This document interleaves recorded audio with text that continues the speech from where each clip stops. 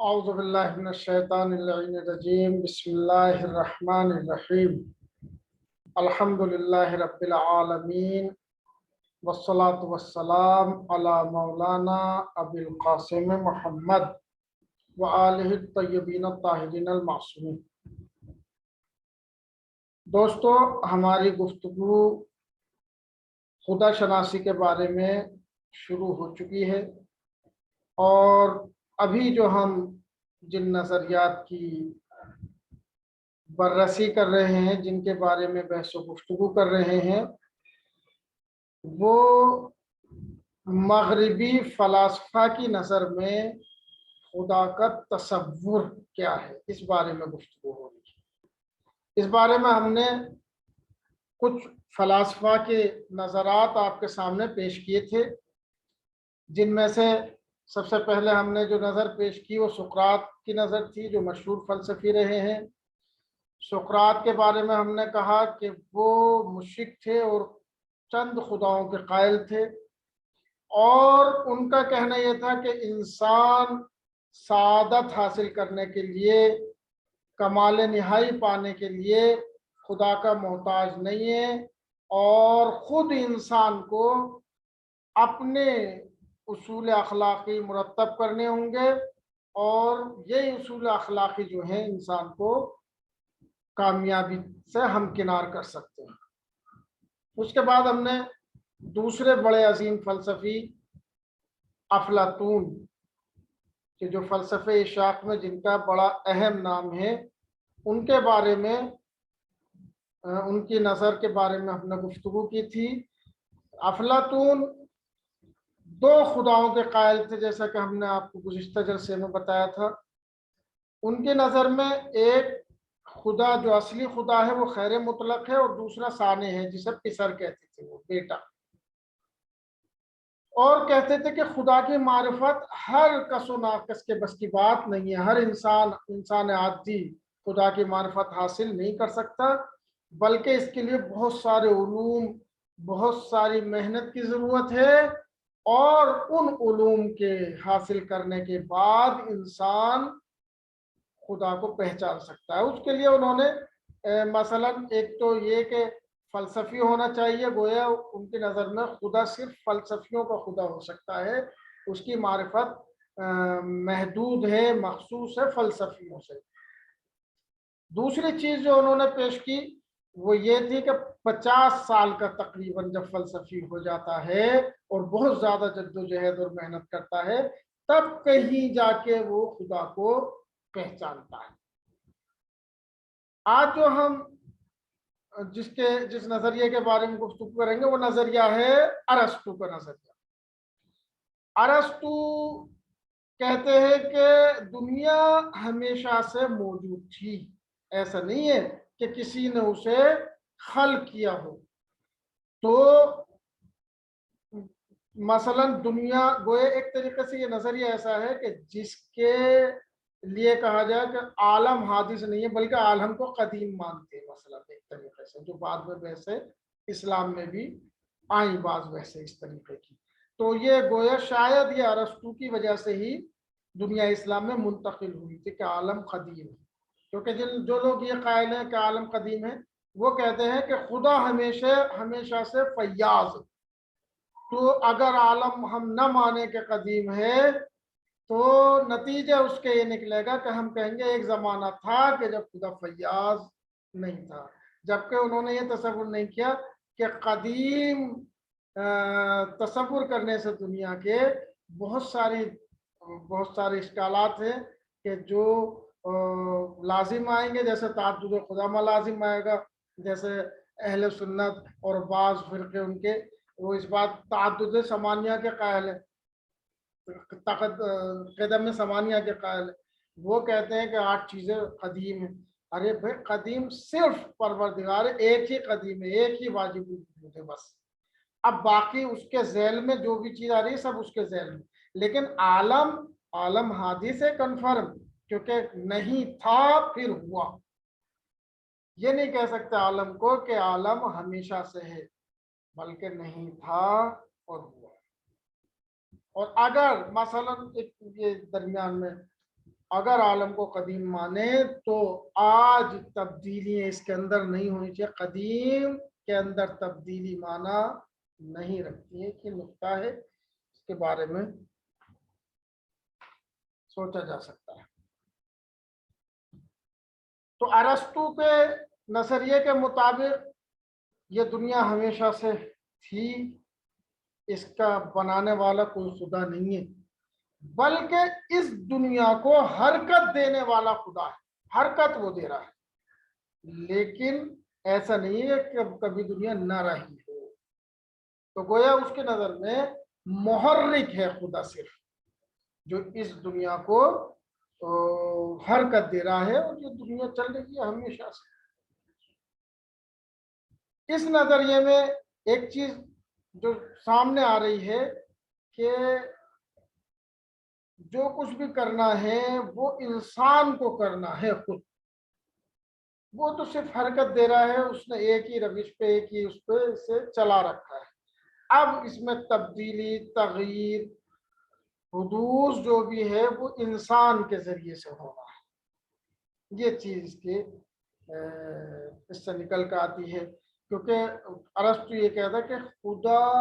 اس دنیا میں اب کچھ نہیں کر رہا، کوئی تبدیلی نہیں کر رہا ہے، بلکہ وہ صرف اپنے میں مشغول ہے، اپنے بارے میں سوچا، اپنے کمالات کے بارے میں، اپنے نفس کے، اپنے جو بھی اپنی ذات کے بارے میں وہ فکر کر رہا ہے. لہٰذا اس کے پاس اتنا ٹائم نہیں ہے کہ وہ مثلا دنیا کو ٹائم دے سکے. یہ ایسا خدا ارسطو نے پیش کیا. کہہ رہے خدا در اندیشہ ارسطو، بے عقیدہ ارسطو عالم ہمیشہ موجود ہو،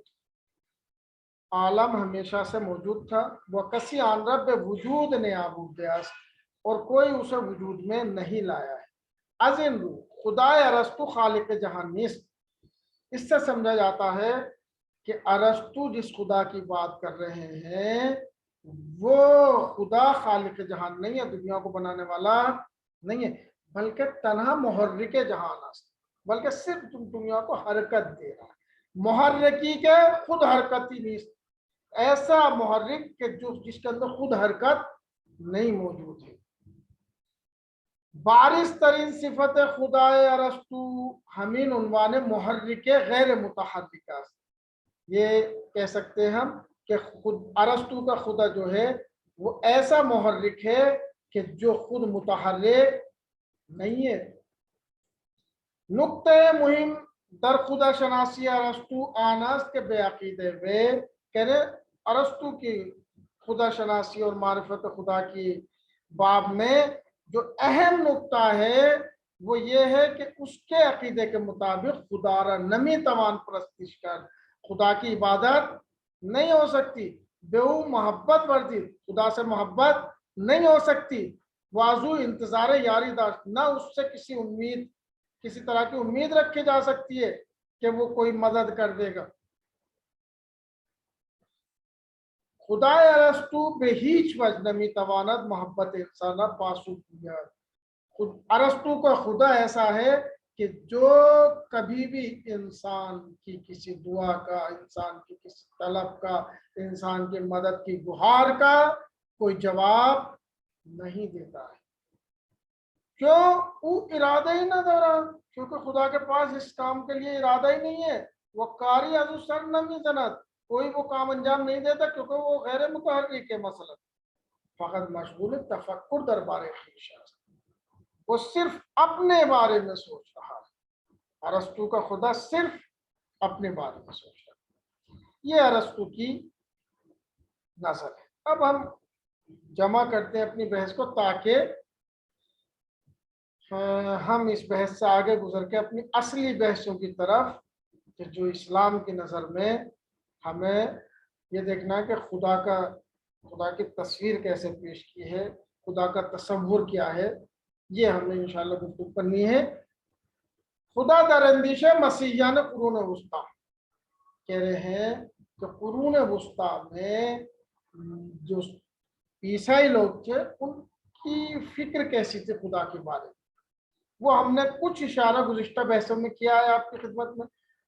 اس میں ہم نے بتایا تھا کہ آپ کو کہ انہوں نے خدا کو ایک تو انسان کی طرح سے پیش کیا تھا، یعنی ایسی تصویر جو ایک انسان کی تصویر ہوتی، اور انہوں نے اس طریقے سے پیش کیا خدا کو کہ تمام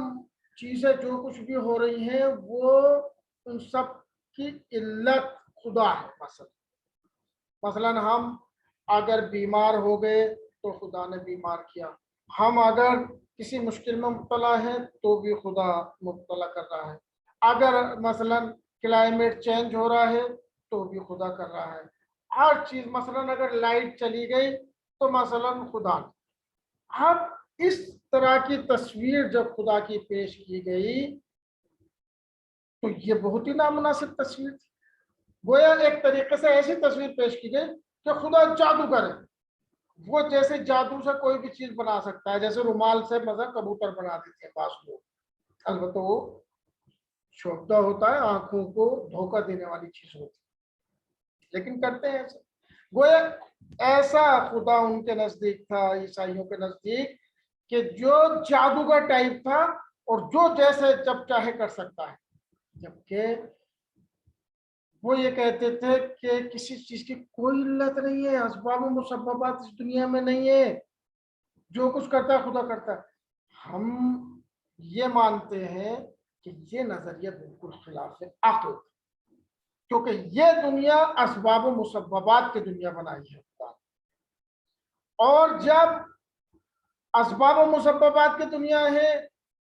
ہم یہ سمجھ رہے ہیں مثلا عیسائی یا وہ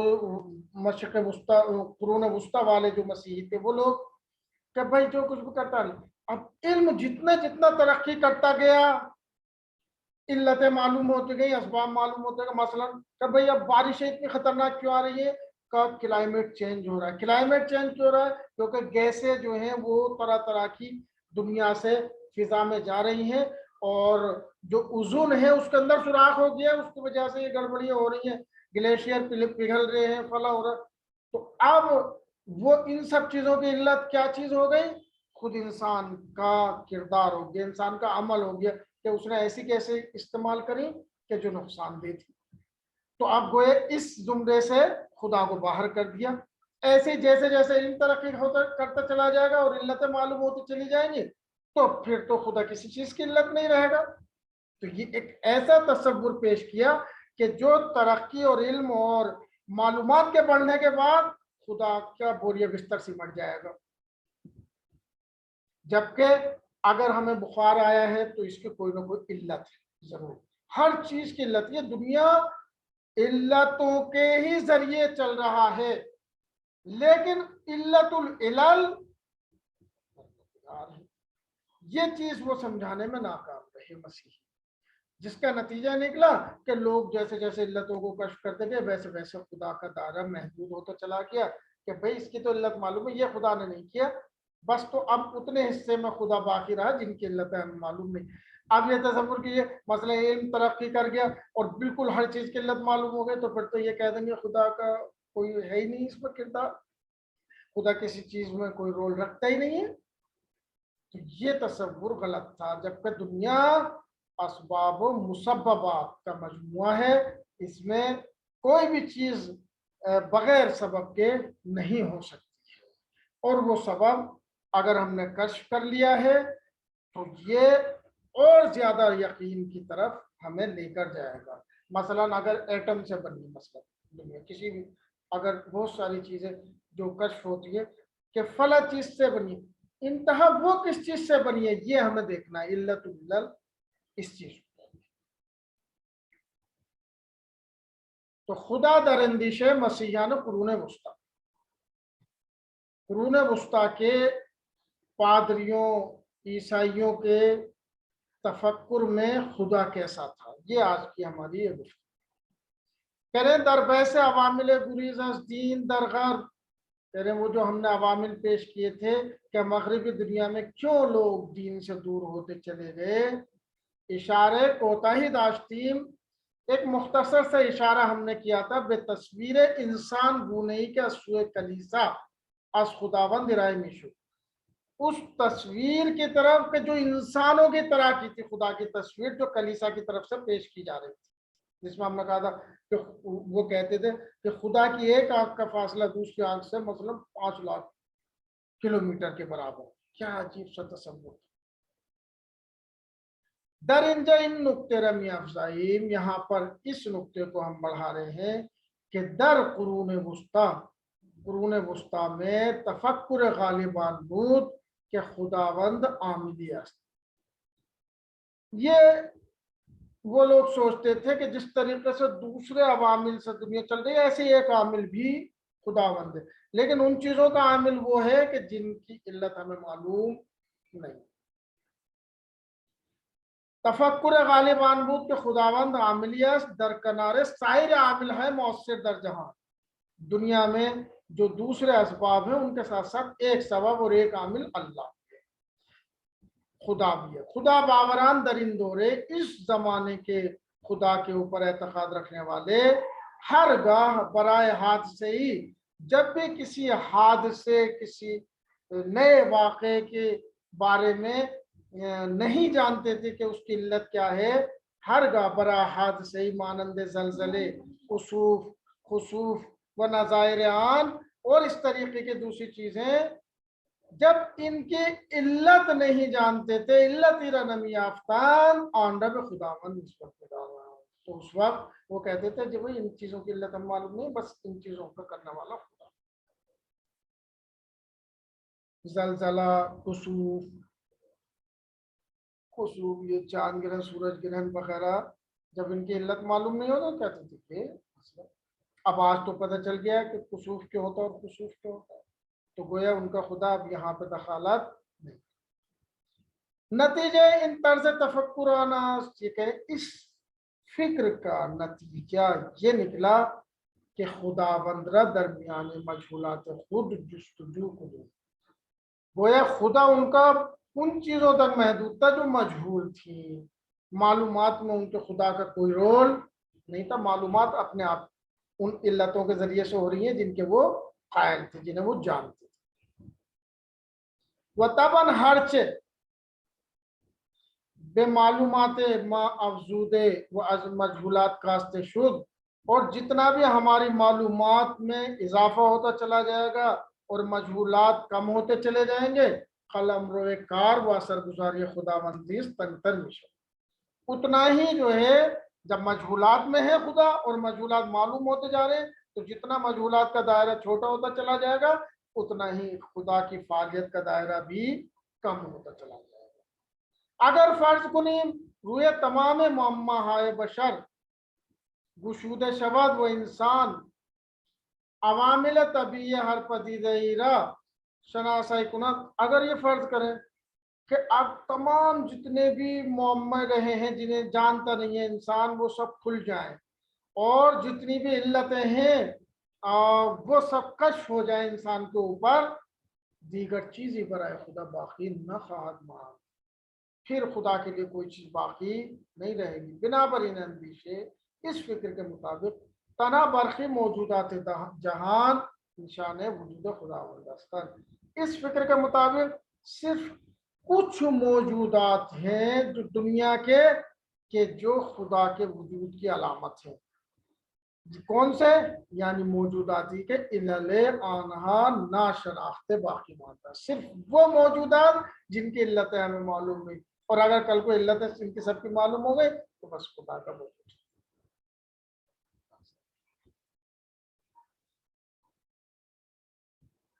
چون ان طرز تلقی از رابطے خدا با جہان وجود داشت، کہہ رہے ہیں یہ اس طرح کا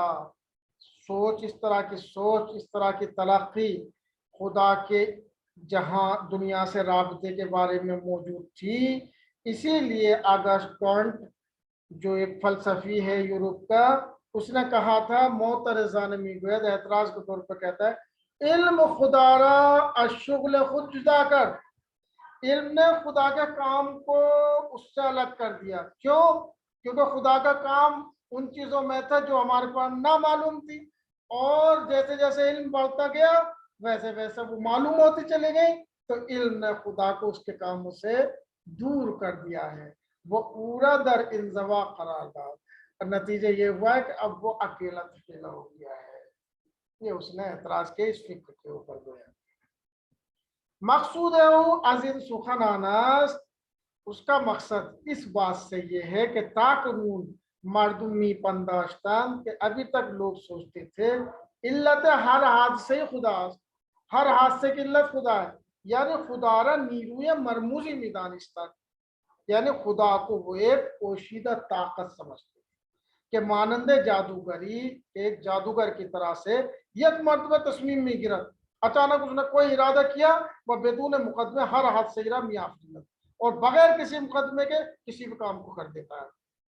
مثلا اگر کسی تبنی کر وہ می پرسیدن چرا تب کر دیں، اس زمانے میں اگر کوئی بیمار ہوتا تھا، بخار آتا تھا، اس سے پوچھتے کیوں بخار ہے، پاسوان تب خدا درا وہ ایجاد کرتے، تو وہ کہتے تھے کہ اس بخار کو خدا نے دے دیا۔ وہ معنی ان سخن انبوز، اور اس بات کا مطلب یہ تھا کہ ہیچ گناہ عامل طبیعی در به وجود آمدن تب دخالت نداشتے، یعنی کسی بھی طرح کا ایک طبیعی عامل، ماحول، موسم، اس کا کوئی اثر اس کے بخار پر نہیں پڑا، بلکہ صرف خدا نے بخار دے دیا مثلا۔ اما اکنون کے علم کشف کر، لیکن اب جب علم بڑھ گیا ہے، علت تب فلا میکروب، مثلا علم نے بتا دیا کہ فلا اس میکروب کی وجہ سے، اس وائرس کی وجہ سے، اس وائرل کی وجہ سے مثلا یہ بخار آ جاتا ہے، نزلہ ہو جاتا ہے، کھانسی ہو جاتی ہے، تو آج جو علم نے کشف کر دیا، بس اب خدا اس چیز کی علت باقی نہیں رہا، دیگر خداوند علت ان حادثے شمار دے نمی شمار، یعنی اب خدا اس حادثے کی علت شمار نہیں ہوگا، وہ بے ہمین ترتیب، اور اسی طرح ہر روز کے می گزرات، جتنا بھی ٹائم گزرتا جا رہا ہے، علت ہے ناشناختے پدیدہ کشف شدے، جتنی بھی نامعلوم علتیں ہیں وہ معلوم ہوتی چلی جا رہی ہیں، کشف ہوتی چلی جا رہی ہیں، حوزے تاثیر خداوند محدود و محدود تر مشوا، روز بروز خدا کے کام کا دائرہ، اس کے اختیارات کا دائرہ، اس کی قدرت کا دائرہ، اس کی تاثیر کا دائرہ محدود سے محدود تر ہوتا چلا جا رہا ہے۔ در واقع نزد کسانی کے انگون می اندیشیدن، کہہ رہے ہیں ان لوگوں کے نزدیک جو اس طرح کی فکر رکھتے تھے خدا کے بارے میں، خداوند عاملیت در کنارے سائر عامل ہے موصول، گویا وہ ایک مانتے تھے جیسے دوسری چیزیں سبب میں اس دنیا میں، دوسری چیزیں علت ہے، ایسی ایک علت خدا بھی ہے ان کے برابر میں، ان کے عرض میں، در کنارے سائر عامل ہے موثر در عالم و جزئیات از اجزاء عالم، خدا بھی ایک جز ہے اس دنیا کے اجزاء کے ساتھ۔ ایسا تصور تھا کہ جو قرون وسطیٰ کے عیسائیوں کے فکر میں تھا خدا کا تصور، اور یہ ایسا تصور قابل دفاع نہیں ہو سکتا، قابل تبیین بھی نہیں، قابل دفاع بھی نہیں، اصلا عجیب سا تصور ہے، انسان گونا تصور، انسان وار، اور یہ تصور باطل تھا، جس کے نتیجے میں ہم نے پہلے آپ کے سامنے پیش کیا کہ بہت سارے لوگوں نے دین کو چھوڑ دیا، کیونکہ ایسے خدا کے سامنے جھکنے سے کیا فائدہ، جو ایک جز ہو دیگر اجزاء کی طرح ایک عامل، پھر تو ہزاروں خدا ہو جائیں گے، جتنے بھی عامل ہیں اگر وہ خدا بننے تو ہزاروں عامل ہیں، تو ہزاروں عامل، لاکھوں عامل خدا بن جائیں گے۔